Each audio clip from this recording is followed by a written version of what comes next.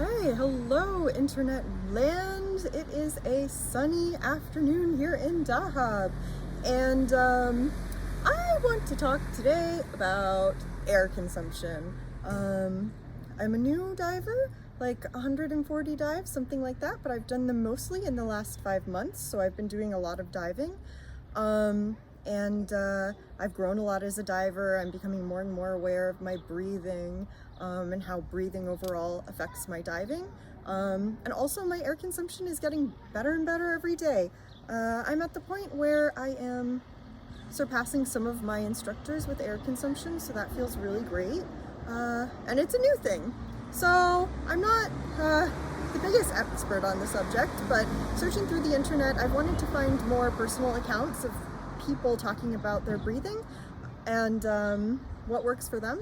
So I'm going to be sharing that with you today, just my personal story as a new diver and how I have improved my air consumption in the last 5 months. So if you go through videos on how to improve your air consumption, something you'll see over and over, the basics are, which are very important, are like getting your weighting right, having the proper buoyancy, getting your trim down, like eliminating drag, what else? Yeah, and just slow, calm breathing.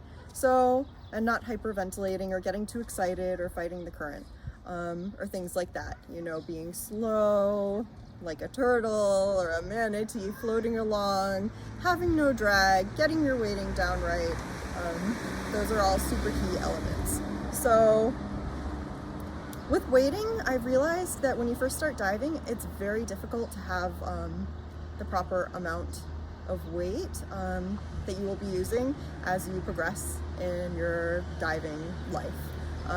So the more experience you get with a less amount of weighting. And in turn, that affects your air consumption because the less amount of weight you have, the less amount of air you need to put in your BCD to compensate for the extra weight. So that's a key point. Another key point is keeping your trim. If you can hold straight, it helps with proper propulsion through the water and creating less drag overall. If your body is like this or like this and you're trying to go straight, it's creating drag and you're not going to be as effortless and use the preferred amount of energy as possible if you're trying to move your body through the water like this or this. So also eliminating drag, anything you have that's dangling, you need to make sure to tuck it in. What else? Yeah, and just controlling your buoyancy, you know, so making sure you're not say you forget to deflate your BCD, you know, when you move up in meters. So then you find yourself kicking down, kicking, and using up a lot of energy and breathing heavily to compensate when you don't need to. So learning the basics of buoyancy control also affects your breathing. What else? Yeah, so for me though, it's been a process with the actual breathing part, getting that down, learning how to stay calm and meditate. I think it's one of the most beautiful, interesting, cool things about scuba diving. I love just seeing all of the swirling fish and psychedelic life undersea, while also just sort of keeping my awareness, but a little bit slowing down and meditating, even just looking into the blue and seeing little creatures float by, and just slowing everything down and just clearing my mind and concentrating on my breathing is one of the things I love most about scuba diving, to be honest. And it also helps you keep calm and has a bunch of really great health benefits. So I want to talk about the breathing that I was taught. So the basic breathing that they teach you with scuba diving is to have a I've seen places where it says like 3 seconds in, 3 seconds out. Where I went, it said 4 seconds in, 6 seconds out.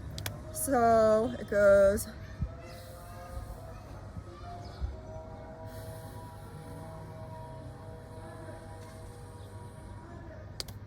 like that. And that's a good starter pattern to get you going and to easily concentrate on your air consumption more and to just get you in a good headspace to continue. For me right now, my breathing pattern, I'm really slowing it down, and it looks something like this.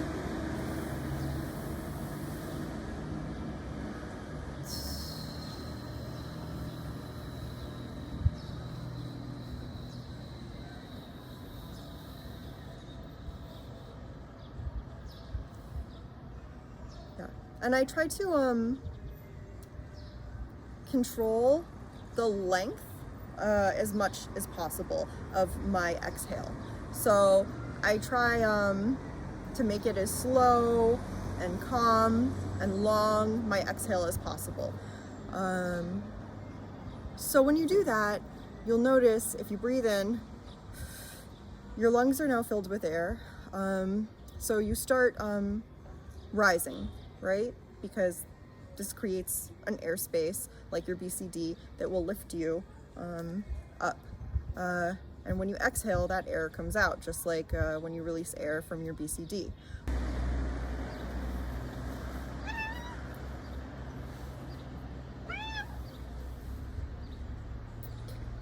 So yeah, for me personally, if I find that my buoyancy is being affected by having a longer exhalation, this is caused by me having the air in my lungs for a longer period and rising slightly because I'm exhaling that air at a slower pace.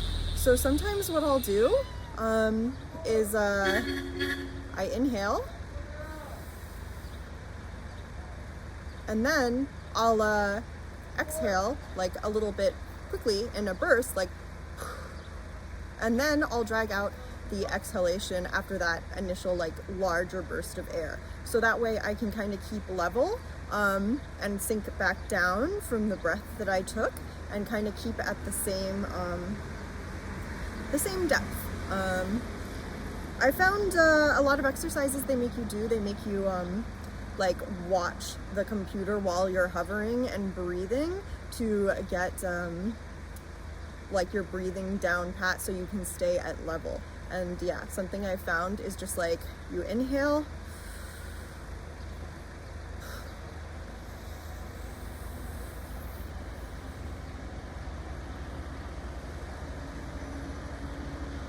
yeah, and then I'll slowly, then I'll do like a larger exhale just to get some of that air out that would raise me, and then I'll do a really slow exhalation of the remaining air that I have.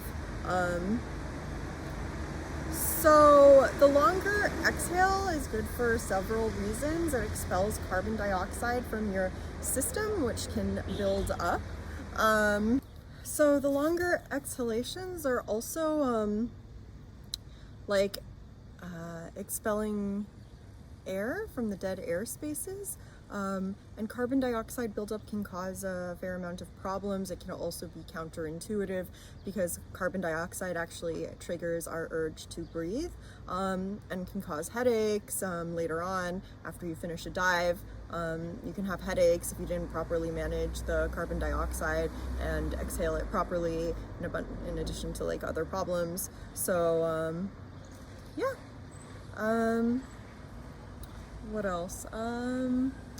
Oh yeah, but overall, just the meditative aspect of breathing is really beneficial.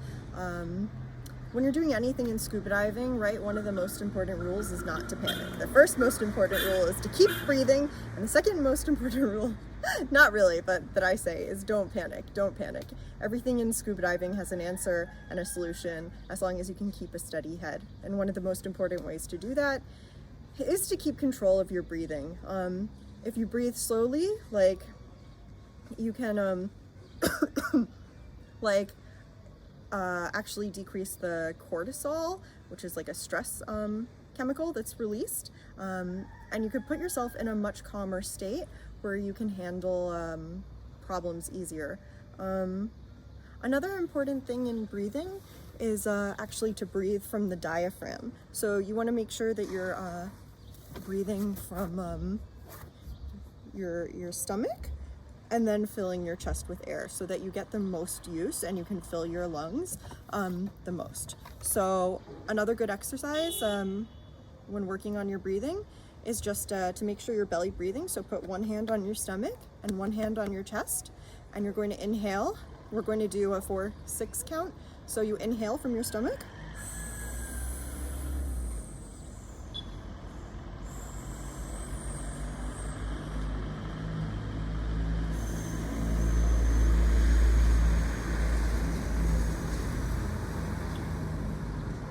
And you should see your stomach rise and then your chest rise. You want to fill your stomach with air, and then you want to fill the bottom of your lungs, but you do this by expanding your diaphragm. So you want to feel your stomach rise, and then you want to feel your chest rise. And this is the most effective way to practice, diaphragmic or belly breathing. So when you're scuba diving, it's always important to breathe from your belly as well. So give it a try. Let's go. One more time. We're going to do 4 and 6 again.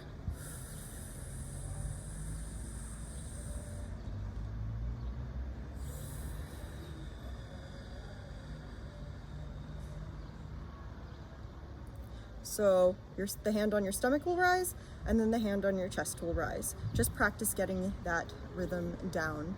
And the last thing I found that actually has helped me get control of my breathing is, so you never want to skip breathe while diving. Again, this is something that can lead to CO2 buildup and is counterintuitive. Even though people think it may increase their air consumption in the moment, it's actually very dangerous and leads to a higher consumption overall. So do not do it. Skip breathing is essentially holding your breath while you're at a certain level, for a count maybe of like 3 or 4 seconds, and then exhaling. So do not do that. I have found though that a little pause, the slightest pause in between my breathing, actually helps me to get a little bit more control. So I'll go